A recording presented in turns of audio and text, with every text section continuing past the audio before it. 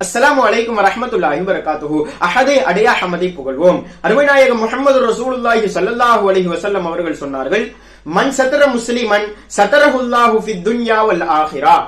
எந்த ஒரு மனிதர் ஒரு முஸ்லிமினுடைய பாவங்களை, அவர் செய்த தவறுகளை எல்லாம் யாருக்கும் சொல்லாமல் மறைத்து விடுகிறாரோ அவருடைய பாவத்தை அல்லாஹ் இந்த உலகத்திலேயும் நாளை மறுமையிலேயும் யாருக்கும் தெரியாமல் அல்லாஹ் மறைத்து விடுவான் என்பதாக ஸல்லல்லாஹு அலைஹி வஸல்லம் சொன்னார்கள்.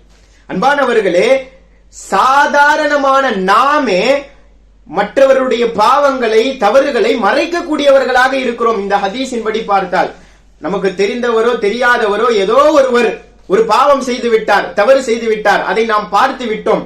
இப்பொழுது அந்த தவறு நமக்கு தெரிந்து விடுகிறது. இதை யாரிடத்திலேயும் சொல்லாமல் நாம் மறைத்து விடுகிறோம். மறைக்க வேண்டும் என்று பெருமானார் ஸல்லல்லாஹு அலைஹி வஸல்லம் சொல்லித் தருகிறார்கள். அப்படி நாம் மறைத்து விட்டால் நாமே பாவங்களையும் தவறுகளையும் மறைக்க கூடியவர்களாக இருக்கிறோம். சாதாரணமான நாமே பாவங்களை மறைக்க கூடியவர்கள் என்று பெருமானார் ஸல்லல்லாஹு அலைஹி வஸல்லம் சொல்லுகிறார்கள்.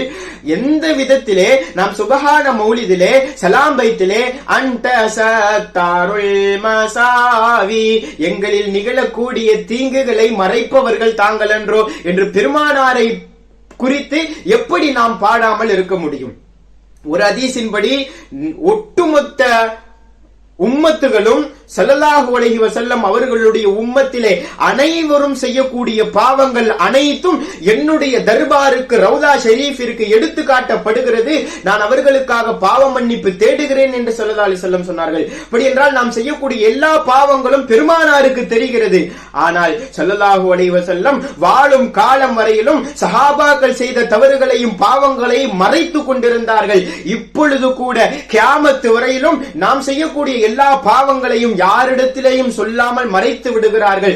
நாளை மறுமையிலேயும் யாருக்கும் தெரியாமல் நாம் செய்யும் பாவங்களை மறைப்பார்கள். எனவே ஸல்லல்லாஹு அலைஹி வஸல்லம் அவர்களை அன்த சத்தாருல் மசாவி, எங்களில் நிகழக்கூடிய தீங்குகளை மறைப்பவர் தாங்கள் அன்றோ என்று பாடுவது ஹதீஸிலே இருக்கக்கூடிய ஒன்றை தான் நாம் பாடுகிறோம். எனவே தவறே கிடையாது.